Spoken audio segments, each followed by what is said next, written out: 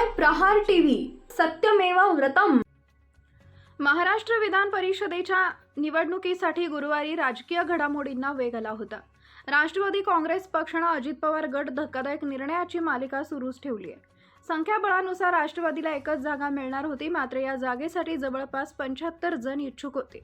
पक्षातील अनेक दिग्गज आणि निष्ठावान इच्छुक असतानाही वांद्रे पूर्वचे माजी आमदार जिशान सिद्दीकी यांना राष्ट्रवादीकडून उमेदवारी जाहीर करण्यात आली। गुरुवारी सिद्दीकी यांनी आपला उमेदवारी अर्ज दाखल केला, मात्र या उमेदवारीवरून आता पक्षात अंतर्गत वादाचे फटाके फुटू लागलेत।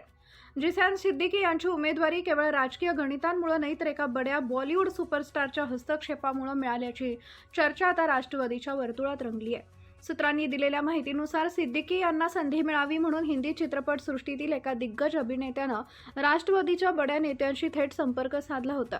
या सुपरस्टार कनेक्शनमुळेच अनेक निष्ठावान कार्यकर्त्यांना डावलून सिद्दीकी यांच्या गळ्यात उमेदवारीची माळ पडल्याचं बोललं जात आहे। राष्ट्रवादीमध्ये उमेदवारी कोणाला द्यायची यावरून बैठका सुरू असताना मुंबईतील लोखंडवालामधून थेट फोन आला। बॉलिवूड सुपरस्टारनं घातलेली गळ आणि राजकीय समीकरणं लक्षात घेता जिशान सिद्दीकीच्या उमेदवारीवर शिक्कामोर्तब करण्यात आल्याचं सांगण्यात येत आहे। काँग्रेस सोडून राष्ट्रवादीत प्रवेश केल्यानंतर जिशान सिद्दीकी यांनी वांद्रे पूर्व मतदारसंघातून निवडणूक लढवली होती, मात्र त्यांना पराभवाचा सामना करावा लागला। या पराभवानंतर त्यांचे राजकीय पुनर्वसन कधी होणार याकडे सर्वांचं लक्ष होतं।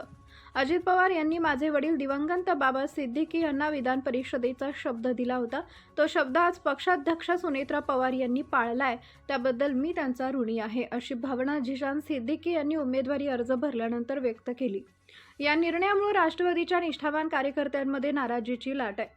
पक्षात जमिनीवर काम करणाऱ्या कार्यकर्त्यांचा उरला नसून वांद्रे आणि लोखंडवाला येथील बॉलिवूड सेलिब्रिटींच्या शिफारसीवर चालणार आहे, अशी टीकाही काही जुन्या कार्यकर्त्यांनी नाव न छापण्याच्या अटीवर केली आहे।